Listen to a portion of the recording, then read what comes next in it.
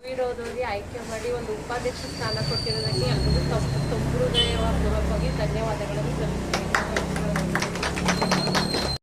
ಸಾಧ್ಯವಾದಷ್ಟು ಕರ್ತವ್ಯಗಳು ಮಾಡಿಕೊಂಡು ನೀವು ಕೊಟ್ಟಿರೋಂಥ ಸ್ಥಾನನ ಉಳಿಸ್ಕೊ